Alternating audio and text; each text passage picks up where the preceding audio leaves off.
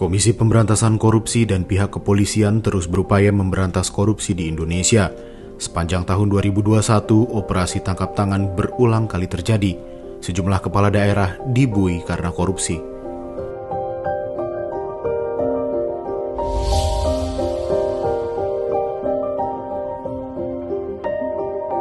Februari 2021, KPK menetapkan Gubernur Sulawesi Selatan Nurdin Abdullah sebagai tersangka kasus suap proyek infrastruktur di lingkungan pemerintah Provinsi Sulawesi Selatan. KPK menangkap 6 orang dalam operasi tangkap tangan di 3 lokasi di Sulawesi Selatan.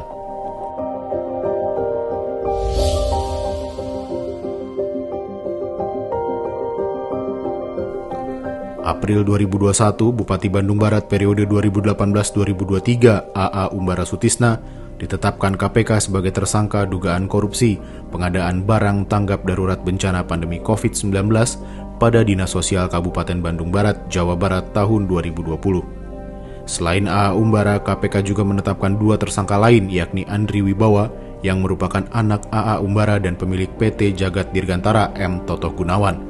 Adapun PT Jagat Dirgantara adalah perusahaan yang ditunjuk sebagai penyedia barang-barang tanggap darurat bencana pandemi COVID-19 pada Dinas Sosial Kabupaten Bandung Barat.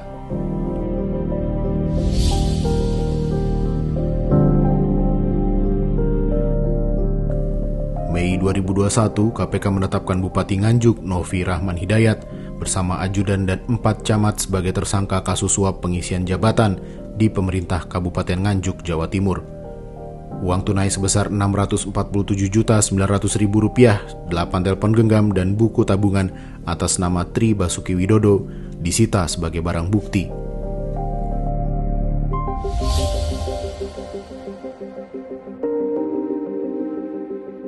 Juni 2021, Bupati Mambera Moraya Dorinus Dasinapa ditetapkan sebagai tersangka kasus penyalahgunaan anggaran COVID-19 Kabupaten Mambera Moraya, Papua. Kasus ini berawal ketika Pemkab Mambera Moraya melakukan refocusing anggaran senilai Rp23,8 miliar. Namun dana yang digunakan hanya sekitar Rp20,7 miliar. Menurut audit BPKP Provinsi Papua, kerugian keuangan negara sebesar Rp3,1 miliar.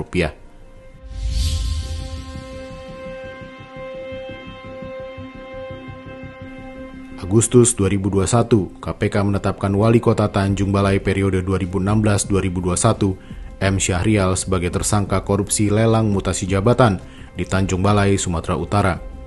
Kasus ini turut menyeret Wakil Ketua DPR Aziz Syamsuddin dan Wakil Ketua KPK Lili Pintauli Siregar. Masih di bulan Agustus, Bupati Bintan Apri Suyadi ditetapkan sebagai tersangka kasus dugaan korupsi pengaturan barang kena cukai oleh KPK. Apri diduga menerima uang Rp6,3 miliar dari pengaturan cukai rokok dan minuman mengandung etil alkohol di Badan Pengusahaan Bintan, Provinsi Kepulauan Riau.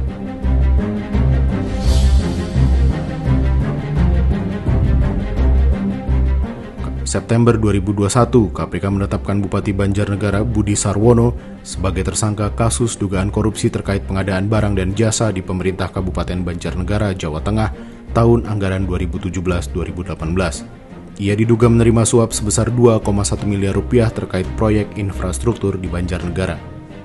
Di bulan yang sama, Bupati Kolaka Timur, Sulawesi Tenggara, Andi Merianur ditetapkan sebagai tersangka oleh KPK atas kasus dugaan suap infrastruktur dari dana hibah Badan Nasional Penanggulangan Bencana. Andi ditetapkan sebagai tersangka bersama Kepala Badan Penanggulangan Bencana Daerah Kolaka Timur, Anzarullah.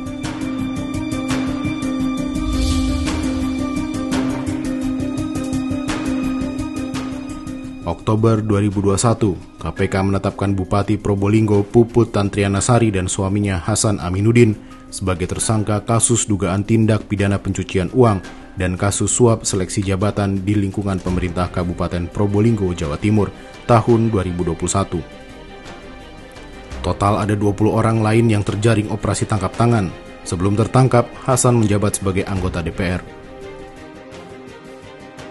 Di bulan Oktober ini, KPK juga menetapkan Bupati Kuantan Singingi, Andi Putra, sebagai tersangka kasus dugaan suap terkait perpanjangan izin hak guna usaha sawit di Kabupaten Kuantan Singingi, Riau. Selain Andi, KPK juga menetapkan 1 tersangka lain yakni General Manager PT Adi Mulya Agro Lestari Sudarso. PT Adimulya Agro Lestari merupakan perusahaan perkebunan kelapa sawit di Kabupaten Kuantan Singingi yang diduga memberi suap kepada Bupati Kuansing untuk memuluskan perpanjangan izin hak guna usaha. Kasus ketiga di bulan Oktober, Bupati Musi Banyuasin Dodi Reza Alex Nurdin ditetapkan sebagai tersangka kasus dugaan suap terkait proyek infrastruktur. Dodi dan 4 tersangka lain terkena operasi tangkap tangan KPK. Uang senilai 270 juta rupiah dan 1,5 miliar rupiah dijadikan barang bukti. Dari kasus-kasus tersebut, penyuapan, pengadaan barang dan jasa, dan tindak pidana pencucian uang mendominasi praktik korupsi di Indonesia. Apakah ada harapan kasus korupsi bisa melandai di tahun 2022?